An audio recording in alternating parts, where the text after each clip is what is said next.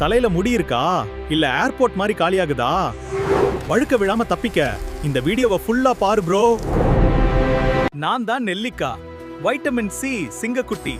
வேர்ல இறங்கி வெல்டிங் வைப்பேன். உன் முடி சும்மா அயன் ராட் மாதிரி ஸ்ட்ராங்கா நிக்கும். நான் தான் கற்றாழ, உடம்பு சூடாகி முடி கொட்டுதா, நான் உள்ள வந்தா மண்டை ஊட்டி மாதிரி கூல் ஆகிடும். பொடுகுக்கு பை பை சொல்லு.